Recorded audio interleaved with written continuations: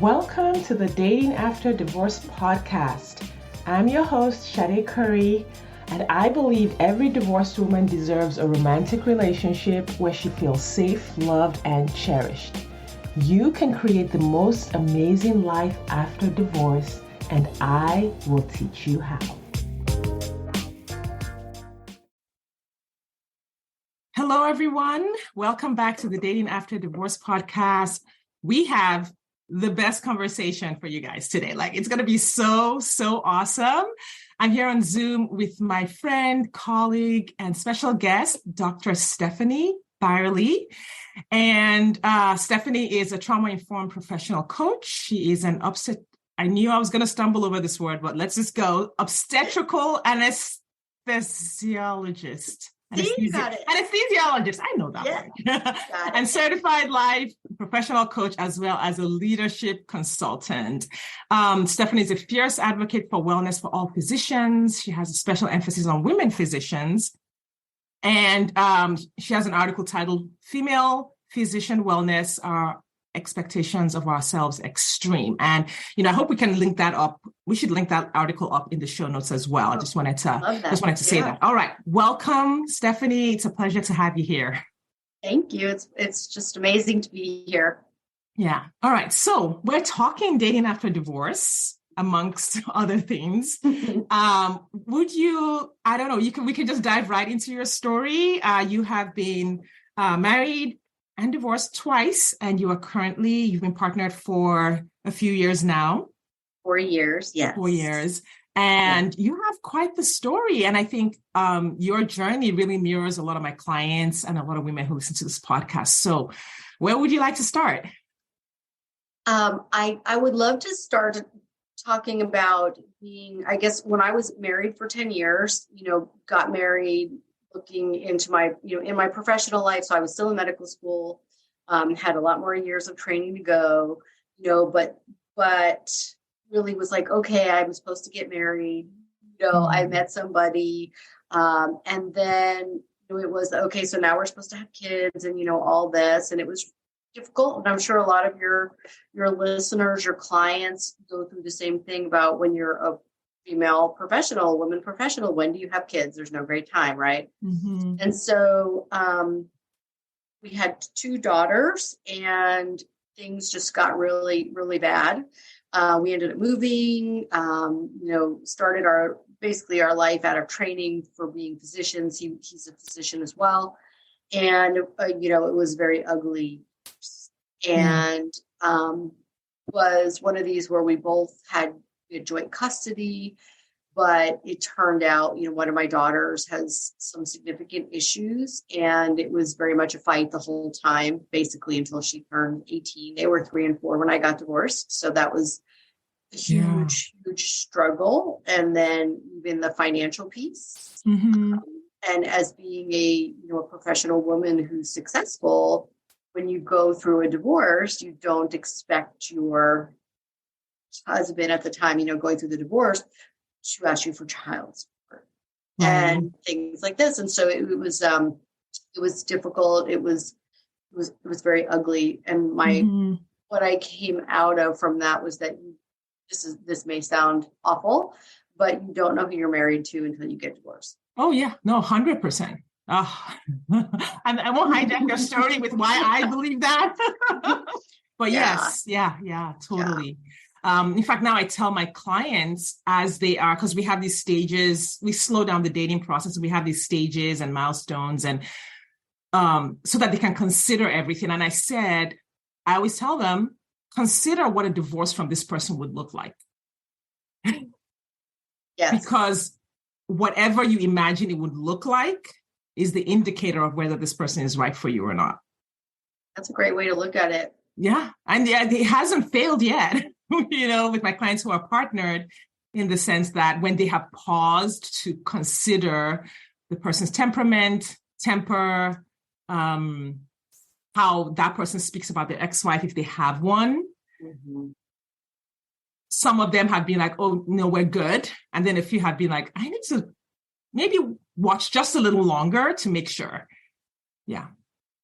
and it, I would say, what happened was I then didn't date for 2 years, and my ex-husband got married pretty quickly to a woman who had kids. And I then was like, you know what, I'm going to put myself out there on the dating scene. And I met someone who, we thought it was, it was okay. I think part of my mindset too, though, was like, I needed to have a family for my kids, just like when they would go to their dads.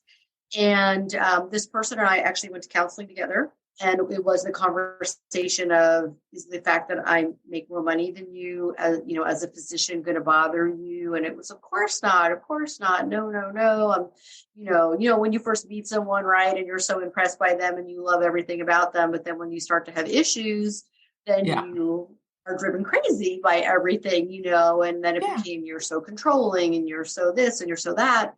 And that one of the reasons we ended up getting divorced after 11 months was that this was such an issue between us. Right. And so that was like, wow, how do you meet somebody as a professional woman? And I was a single parent, as well, that how are you ever really going to feel secure or trust? Mm-hmm. So it was a long time, before I met somebody, but the whole dating thing, I did meet someone, and we were together for 6 years. We were engaged, and I ended up breaking that off. But then I was like, you know what? I'm done. Like, I'm ready to just be single and live my life. And I was really, for the first time, recovering from a lot of traumas in my life and really understanding about how that trauma had affected me.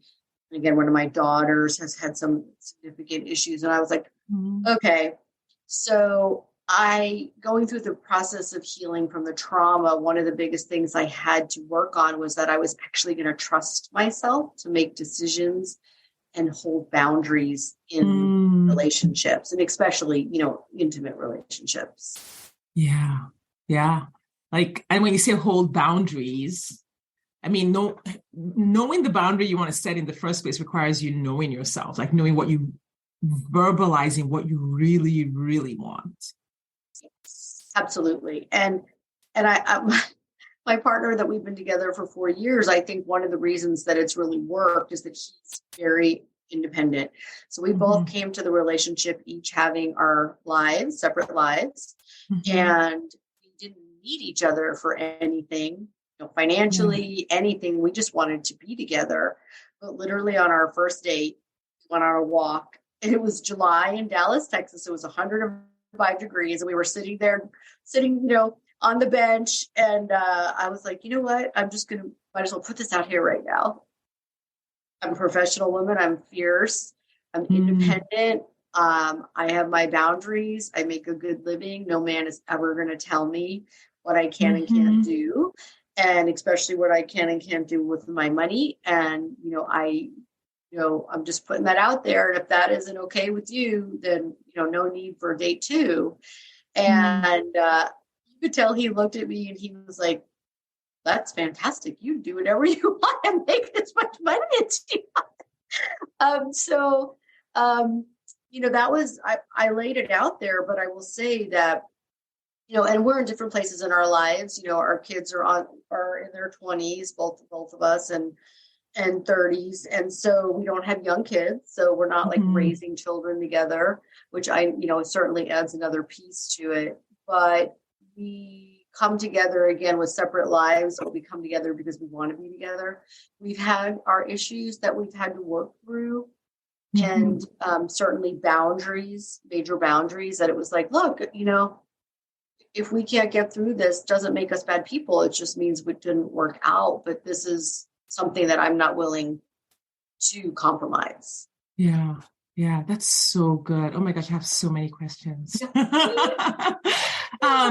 So just going back to, the reasons, because you had said, the second marriage, you wanted a family for your kids. And this actually comes up with a lot of my clients where when we're doing their initial self-discovery and I'm like, we're really diving deep, some of these things come to the surface, but it's like, it's an acceptable goal. Some of them are like, well, I want to date, or when we're doing the ideal partner profile, well, I want to date someone who has kids so that, my kid will have someone to play with, or my kid will have a sibling. And, there are ways that I coach them through that. What are your thoughts on that? And why do we have these, things that we think we're supposed to have, or we're supposed to provide for our kids, or things we're supposed to do? You're supposed to get married. You're supposed to have kids. When you get remarried, you're supposed to make sure that, it's almost like we attach something to that family picture. And so we're always trying to put it back together.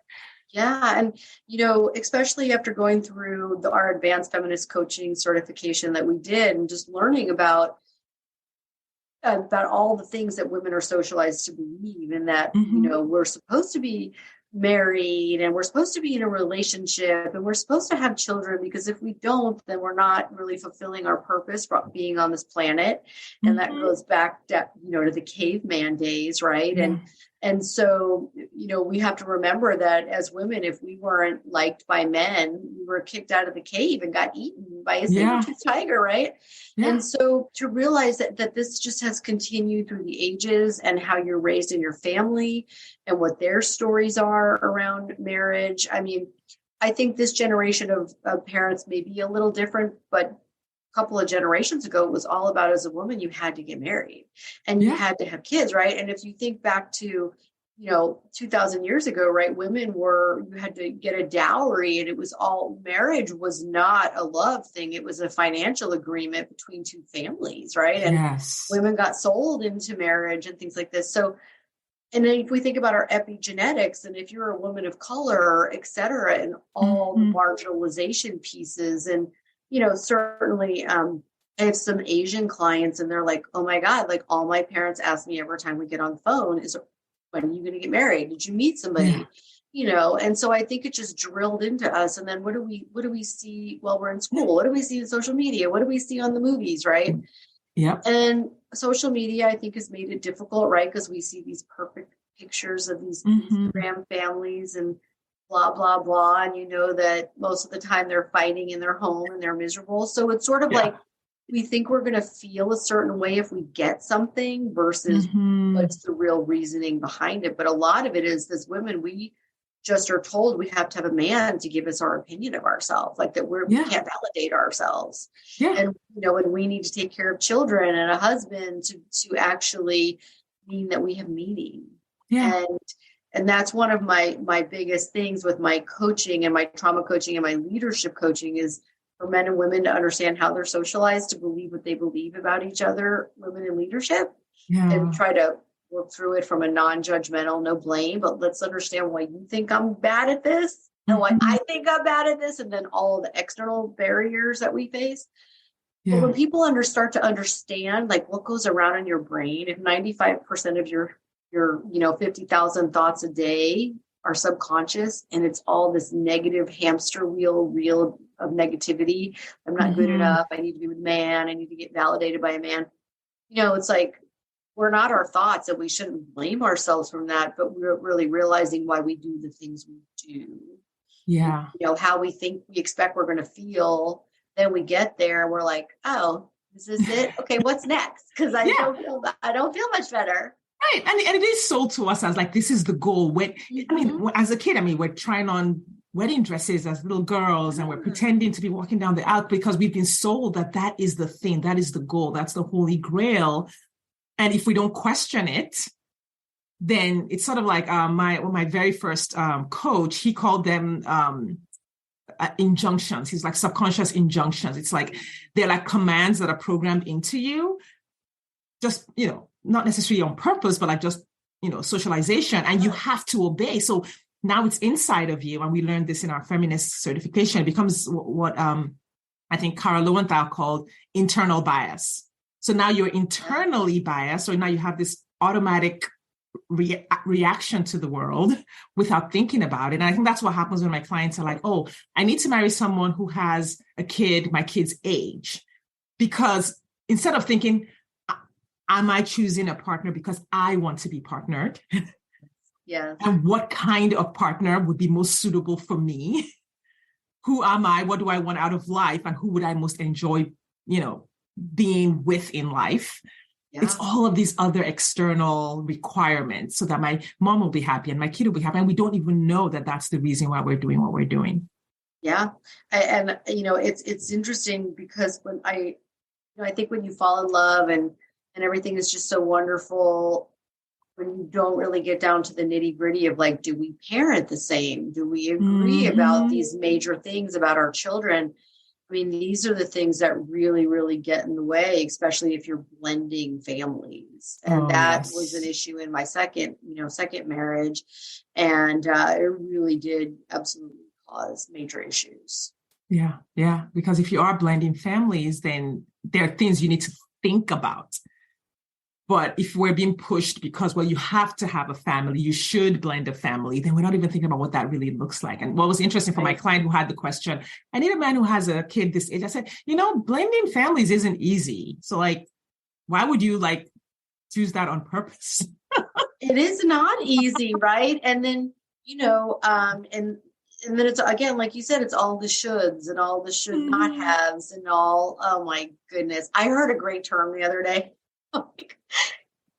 You know how we say we must do something like shoulding, masturbating. I thought that was hilarious. I heard that on a call. I love it. I was like, wow, that's a new one. But that's the things we tell each other. I must do this. I must do this because we're going to, again, feel a certain way as we learn, with our life coaching.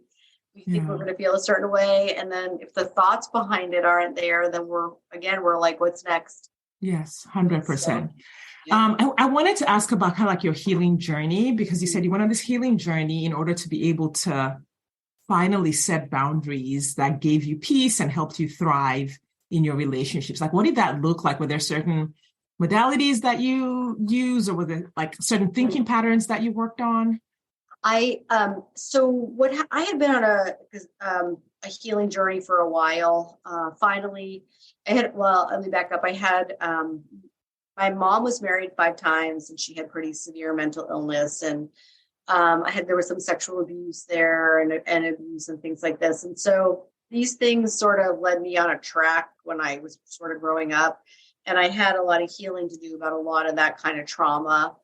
And then some traumas in my first marriage. And I was like, I got to figure this out because I can't keep blaming my mother. I can't keep saying it's her fault. It's her fault. I'm like, I got to take responsibility and figure this out. So I really started going to do meditation.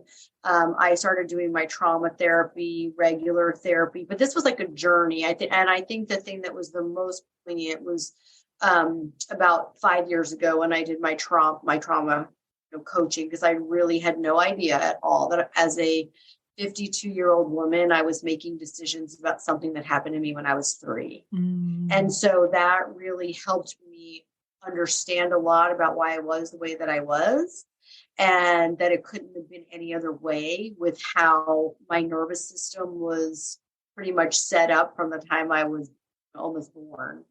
And so just all the things that had happened. And I was like, you know what, I want to figure this out.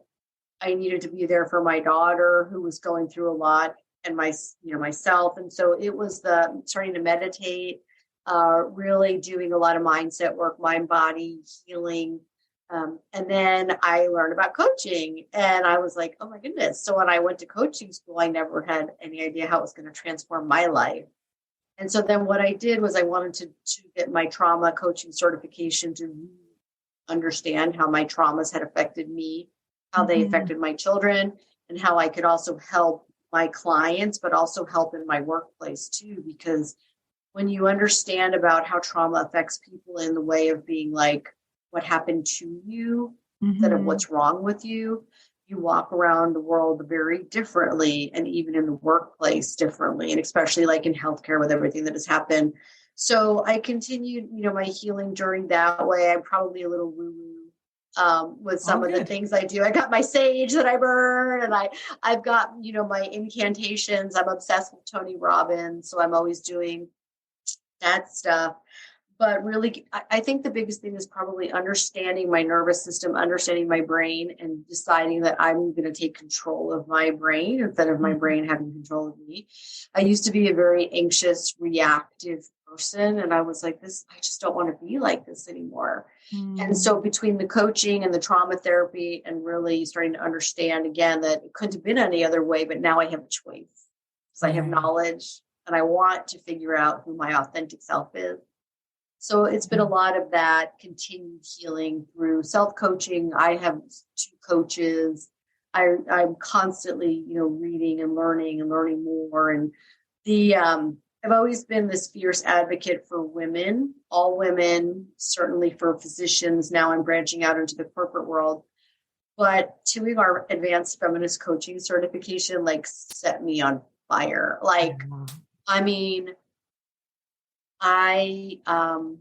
That is my passion now, is just to be able to help women understand. Because when you start to tell people this, they look at you like, oh my God, thank you. I'm not broken. It is not me. Yeah. Yeah. And just that if we just can start to understand that our brains are just trying to protect us because it still thinks we live in a cave.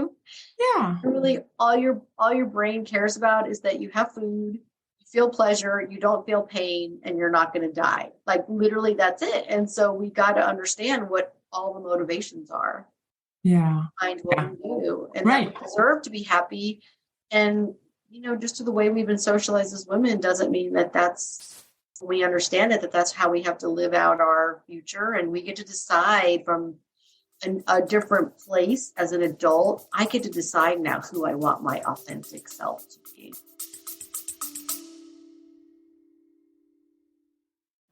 Do you wonder exactly how divorced women just like you are meeting eligible men who want a real relationship and a commitment?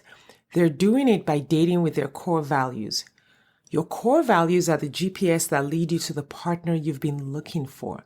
When you use your core values on dating apps, text messages, and at social events, you will easily connect with your true match partner without chasing, settling, or wasting time with non-committal men. I have taught exactly how to do this in the 2-hour Core Values Dating Blueprint course available on my website, shadecurry.com/dating. That's SADECURRY.com/dating. You will learn exactly how to identify your core values and use them on your dating profile, how to ask the right questions via text, and how to tell the right stories on dates, so that you attract the right people and repel those who aren't right for you. If you're ready to meet your true match, hop over to shadecurry.com/dating or click the link in the show notes. Now back to the episode. Yes. Yeah. And trust that, the self-trust that if I take that step towards the life I really want, or the things that I really want, that I'll be okay. Yeah. Because that's the message we get is if you do that, you won't be okay. If you do it the way you want, if you don't do it the way they say, it won't be okay. Yeah. And I think you probably remember this day. I think all of our minds were blown on this call when it came up that if a bunch of strong, empowered, independent women got together, we would take down the patriarchy, and they don't want that. That was etched in my brain. Yes. Literally etched in my brain. Yeah. Yeah. And actually, let's talk about that, because the next question on my list here was what does fear, because you said, you told your partner, hey, I'm a fiercely independent woman. And, there is this big fear because the narrative is just, you're not partnered because you're successful. You're not partnered because you make money. You're not partnered because you're not feminine enough. There's just so much. It's the message that there's something wrong with a woman who is strong, who is fierce, who is empowered, who has her own money, who is independent, who makes her own choices without waiting for validation. Yeah. That there's something wrong with that. That message is so strong and so loud, really everywhere you go. Even if people are not using those words, the response you get when you are that person. Yeah. And I even experienced it at school when I challenge in something that, principal or professional says about my kids or wants to do with my kids. I'm just this is everywhere. It is everywhere. But again, like you said, we get backlash from it. Mm-hmm. And, in the leadership world, for every one woman getting promoted into a leadership role, 2 are leaving leadership because of all of this backlash. And, you talk in a meeting and then a man talks over you. Well, they're socialized to believe that we don't know what we're doing and what we're saying. So they're usually coming at it from an unconscious gender bias place. Or if you have an idea in a meeting and then the man repeats it and he gets credit for it. I mean, this is what my focus is now for coaching, because the backlash is so severe that women are just saying it's enough. I don't need this. And it's just not worth all the barriers that we're trying to fight. And we've certainly made a lot of strides, but there's so much more, to go. And an empowered woman is unstoppable. An empowered woman who takes a long time to love yourself, as we know, to go through the process, right, of not criticizing all the time. And but an empowered woman, like I said, we are unstoppable because we're survivors. Women are survivors, right? Like it's hilarious. Tony Robbins talks about, I never knew this, but men can only process on one side of their brain and women can process across both sides. That's why we have mom hearing and we can multitask and do 10 things at a time. Our brains are very different. And we bring so much to the leadership world, and we save companies that are going bankrupt, and we're great communicators, and we build great teams. But then what do? Is we sacrifice ourselves for the team. We want everyone else to be okay at our expense. And so it's the learning, we have a voice that matters. We need to take care of ourselves, self-care, self-love, self-compassion. These are all things that women struggle with, obviously. And so it is really, deciding, I'm worth this. Yeah. I'm going to go for this. Yeah. And, you talk about the backlash in leadership and in the corporate world, and, that's polite society compared to the backlash in the dating world. Oh my Lord. Okay. Let's talk dating. Okay. I got ghosted a couple of times. Okay. Can I tell you a story you will not believe? Yes. Okay. I will not name the organization, but I paid a significant amount of money to this organization. And on my first and only date. Was it like a matchmaker? Correct. Okay. And of course, the man did not look like his picture. He probably, maybe was from 10 years ago. He walked in and we were talking. He's like, can you get up and go to the restroom so I can see the goods? And I was like, I thought, okay, this is really happening. I hadn't dated in 2 years. And I was like, he's joking. And then we were talking and I was like, what do I do? I was like, so I should get up and leave. And then he goes, I know no sex on the first date, but what about the second date? And I was like, I gotta go. And I literally walked out the door and I was like, I can't believe this just happened. So I called the dating company, and this was several thousands of dollars. And matchmaking services are usually 10, 15, 20,000. I think there's a miscommunication about what I'm looking for. And they're like, oh, well, I'm so sorry. We'll set you up with this other guy. And then I was like, you know what? I got the profiles. I think I joined, and they wouldn't give me my money back. But I was like, this was unbelievable. But that was only the beginning of some of the dating stories. And this whole online dating thing was so new to me. Because when I got married back in 1991, it was like you go on one date, you're in love, you spend the rest of your life together, right? And then, I thought that too when I first went online.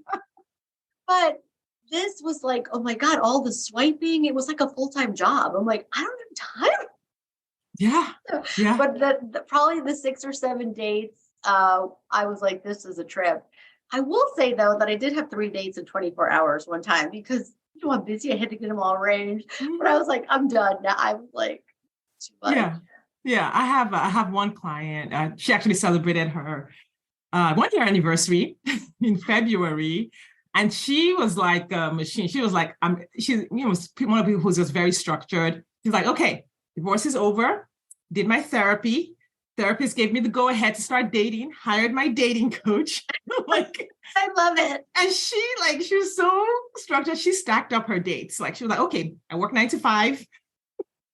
She would stack 8 dates on the weekend, 4 on Saturday, like 2.5 hours apart, 4 on Sunday. And she just went through, right? Goodness. Yeah, because, and I think, in some ways, a lot of that is, I like her story and the stories of those who've met people, because I always make sure that the person I'm working with really wants a partner. Like, don't, because if you're wishy-washy and you're not sure you want to be partnered, it almost makes you susceptible to like all the nonsense out there, because you're in that wishy-washy state. And so you're not like cutting people off very early like you did. Like, oh, this happened. Okay, we're not having a second date. And the core premise of that process is we only date the good guys. So I teach my clients to recognize who the good guys are, which is what matchmaking service is supposed to help you do. Oh my. Like, only good guys. This is how to tell who the good guys are. This is how to tell, so that you're not going on any bad dates. The one thing I try to teach, we don't want any bad dates. He might not be the one, but you will not have a bad date. That's awesome. Yeah. And then you can have, because if you're having good dates, then it doesn't feel so bad. Because most of the stories you hear from people now are awful, and that they don't want to, do this anymore, and they'd rather be alone rather than have to deal with this mess of dating and moving through, these people. And because when things are said to you, demeaning things, it's almost like, you're putting yourself in a place where demeaning things are being said to you. Like, it's almost like you're signing up to be demeaned or to be harassed or groped or all those things. Like, why would we sign up for that? I know. And I think, it's interesting because, again, I'll mention Tony Robbins, but he asks people oftentimes in a live audience, how many women have worried about their safety in the last, and every woman raises their hand. Yeah. And then if he asks the same of men, 0. And he's like, women are prey. Yeah. Our natural enemy is men. Yes. 100%. So we have to be so careful about our safety and how much we let people know about us. And it seems like it's a very, better than me, but such a different world about people's integrity when you meet them, and what the stories they're telling you and why they're wanting to be with you. And but what's even harder? Like, there is the fact that women are natural prey for men. And, but we're also socialized to not offend men. Yes. And so there's this book that I listened to. It's called The Gift of Fear. Every woman should read it. It's by, I believe it's Gavin Becker. He's an FBI agent. So and his whole training was to recognize when a person is dangerous. Oh. And so he taught those principles in that book. I mean, I had my daughter and my son listen to the audiobook when they were teenagers. And one of the things that he talks about, he says, so women are naturally and appropriately concerned when they're in the presence of a man, or when they are, in a dark alley or whatever. However, you're also groomed to not offend that person. So, maybe you're in an office building and it's late and you're leaving, and, the elevator door is open. And this is one of his examples. I think he did this on a talk. And there's one man in the elevator. So naturally, as a woman, you would hesitate to go in. You're like, well, I don't want to be alone at 7 p.m. when everyone's gone home with a man in an elevator. But the woman was also thinking, I don't want to offend him by implying that he's a dangerous person. Wow. And he says most women will override their natural instinct to be cautious in order to please the man, and will go in the elevator.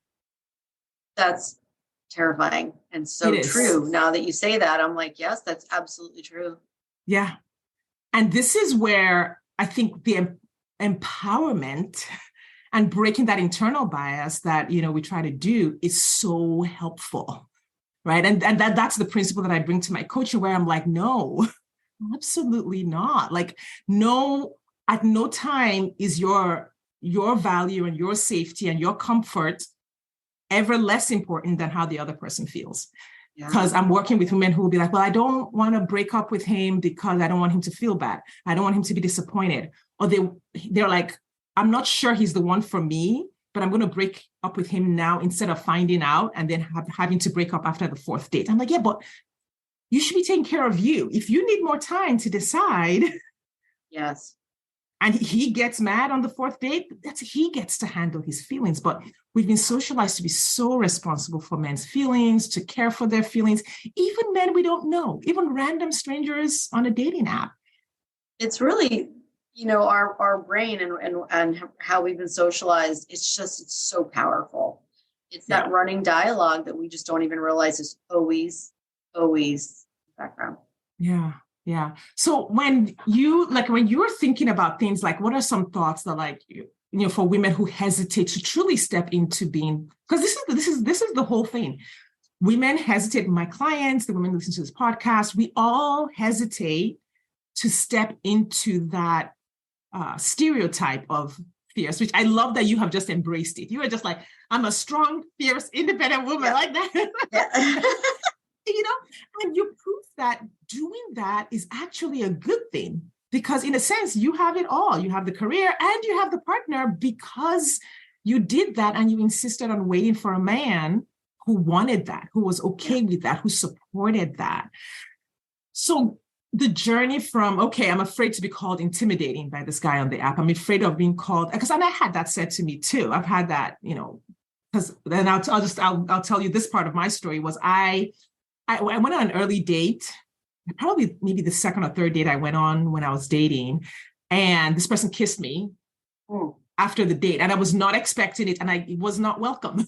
I did not want to be kissed out of. That was not welcome. I love it. It was just not a thing that I'm like, I don't know, that's very intimate thing. It was not something I wanted to do with people that I didn't know. So I was taken aback, and I was like, okay, so I put in measures in place going forward. I was like, okay, so once the date was scheduled, the day before the date or hours, I would text and say, hey, looking forward to seeing you.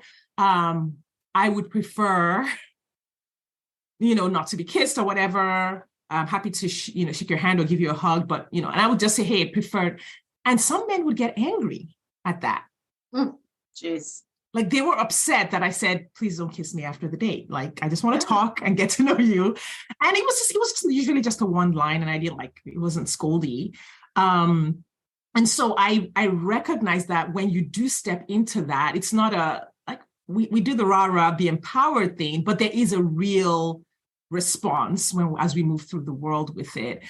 What are the thoughts that, women need? What are the attitudes? What do we need to embrace in order to fully be able to be that fierce, independent woman, if that's who we are?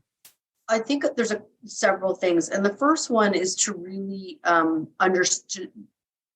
And I hate to say from the coaching standpoint, but really understanding your brain and how it's working, and that there are these thoughts that are constantly going around. If 50,000 thoughts a day are telling us that we're not good enough, we're not attractive enough, we're not this, we're not that, we criticize everything we do, that's going to show up in the results that we get in our life. So really, having someone help you understand that.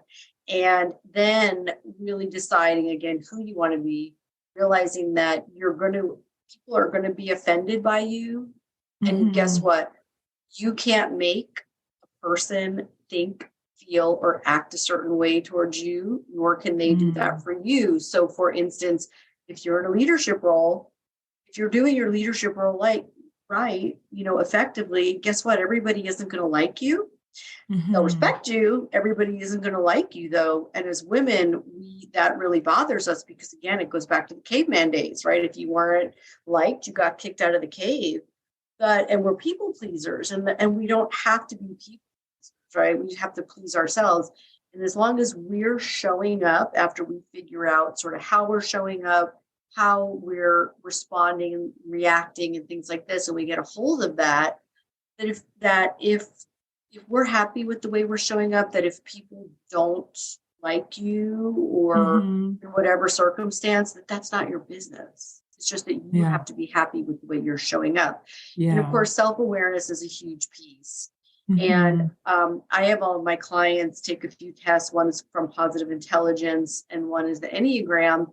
looking at your personality type, because your whole personality type and traits were set in place by the time you were 7 years old, based on what happened to you again as a child. And so for me, taking these tests was enlightening, because I realized that I'm a control freak and a stickler and a perfectionist for a reason. It was because of all the trauma that I encountered in my childhood. I had to control and try to rationalize my life because my nervous system was trying to keep me safe. And so, but that has, of course, only gotten more amplified as I went into adulthood, and certainly being a physician. But for me, like, I have personality traits that I'm great at leading teams and getting things done. But then if I don't think people are doing them the way that I think it should be done, I can squash teams, because I just like, move out of the way, I'll do it myself. But again, these are all self-awareness pieces that actually help you take the lid off of the box. Yes. And be like, okay, now I understand why I am this way. And you know what? I want to change this, or I want to work on this. And it's actually so much power. So you actually start to understand how you're showing up in situations. And again, when you start to understand how your brain is working, like we learn through life coaching, you can actually start to plan your results intentionally. You know, it's a process, right? It's not 100%. Tomorrow everything will be amazing. But when you start doing it and you see the power of it, and that you can actually get control back in your life, and other people don't have control of you, that's when you become unstoppable. Yes, so good. Yeah. And there's the piece you talked about, like, it's not all rainbows and daisies in that coaching process to go from being that people pleaser to fully stepping into being empowered. And one of the things that is challenging it along the way is learning to tolerate the discomfort of the fact that other people are going to respond the way they're going to respond. But if you can see that intentional result that you want, because I mean, literally, I never stopped sending the text saying, hey, please don't, I prefer no physical contact on the first date, because I knew that, like, it didn't matter what the backlash was. I really just didn't want that. I prefer the discomfort of knowing that some men would not be pleased to the discomfort of being pissed over and over when I didn't want it. It was kind of like, this is the intentional result that I want. And so I'm going to tolerate this discomfort of disapproval in order to have that. And I think that shows up in all of these areas that you're talking about. Yeah, and definitely. And I think it's so much fear that women have for so many reasons. And so much, so much of it really is safety reasons. But if you look at what fear stands for, it's false evidence appearing real. And so it's so much of the stories that we create around not having a partner, not being married, and just fear of being alone, and fear of what my family's going to say, and what my friends are going to say, and my work colleagues are going to say. And just starting to realize, again, nobody could make us think, feel, or act anyway. Yeah. They're in between the fear of what's everyone going to say if I don't have a partner. What's everyone going to say when I decide to go for a partner, but then I'm this strong, professional, successful, wealthy woman. Yeah. And now I'm getting it from this end that I can't have a partner because I'm quote unquote intimidated. We create, and so society has created all these catch-22s. Yes, it really has. It's really up to the individual woman to say, all right, what do I really want? Who do I really want to be? And then growing to the point where you're willing to tolerate the gap between who you are and who others want you to be. Absolutely. Yeah. Oh my gosh. Yeah. This has been so good. All right. So most of the women listening to this are in midlife.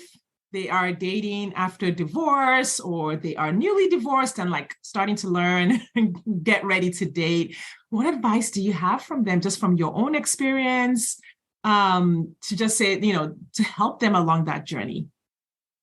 One of the biggest pieces I would say is that you have to give yourself time to heal from other things, and trust yourself to make decisions that when something isn't right, red flags, all the things, that you will act on them, and that are an amazing individual who's ready enough. You're not broken. And just realizing that, think about all the times that we've gotten in a relationship where we're like, oh, I'm going to be happy now. And then get that relationship and you're like, I'm not so happy, is that really deciding what you want. Like I made a list, actually, one of my friends, she was so funny. She's like, we're making your list of deal breakers and flexible. And I looked at that list probably a year into my current relationship. And I was like, God, I stuck to my list and I had totally forgotten about it. But I really sat down because at first I was like, oh, I don't know. I can't make a list. And then I just started writing things, things that were absolute. There was no way. Because especially from previous relationships, things that caused issues like that, I knew there was no way that it was going to work. So I think not selling ourselves short and not letting the socialization pieces hold us back, like that we have to be with a partner, that they, that and if it's a man, that they know better and, they make better decisions and always, certainly relationships are compromises, but there are always boundaries that cannot be crossed. Yeah, 100%. Oh, Stephanie, thank you so much for coming on and sharing. This has been such a delightful conversation. Let's talk about like who you work with, what your coaching programs look like, what you have going right now, so that anyone who wants to connect with you can participate. Thank you. So I do life coaching and my trauma coaching. So I have a lot of one-on-one clients, and that includes leadership as well. I'm getting ready to launch actually my 10-week leadership coaching cohort, and it's every week is a different topic, and I'm just so excited about all the topics. So I'm actually doing a webinar tonight about that. So I'm very excited. And I really, my mission again is to have men and women understand how they're socialized, what holds women back in leadership. But I work with mostly women physicians. Some are not women physicians. They're women professionals, and I'm branching into the corporate world as well, because, physicians, we struggle with certain issues, but the issues that women face in medicine versus the corporate world are so similar. There's some things that are particular to each one, but the issues are the same. Women who are burning themselves out, feeling like they have to answer emails 24/7. They never get a break. They come home. They have superwoman syndrome where they're trying to look perfect, act perfect, be the perfect wife, perfect mom, perfect person in their profession. And then at the end of the day, they're like, I'm miserable, and how did I get here? And so I really just want to, help all women figure this out. Yeah, that's amazing. Yeah, because while men are socialized to be like, yeah, I'm okay, I did it right. Women are socialized to be like, oh, didn't do it right, never done it right, haven't ever done it right, and just be on that treadmill. Oh, yeah. And just not trusting ourselves, I think, in so many different ways. And so I'm excited. I had just rebranded. So my website is stephaniebyerly.com, and just excited about the future and new clients and my group coaching. And I'm like, the more women I can help at one time, it's just, it's my passion. So I'm so excited about it. Absolutely. Thank you so much for sharing. Listeners, we're going to have all of Stephanie's links in the show notes, including the leadership workshop that you're doing tonight. Yes. It's going to be in there. Yeah. Yes. And then your article and website. Thank you so much. And one of the things I'm really excited about is I'm in the last week of my coaching cohort. We're going to be talking about how do you balance your masculine and feminine energies so that you can still bring the feminine parts of you that you want to bring. Because so many women feel like they have to act like men at work. And yeah. So good. So good. Getting back the passion and the sexy part. Yes, absolutely. All right, listeners, thank you so much for your time and attention today. We appreciate you just spending this 45 minutes with us. Stephanie, thanks for sharing your story. We appreciate it. For everyone, we will see you next time. Thank you. It was wonderful.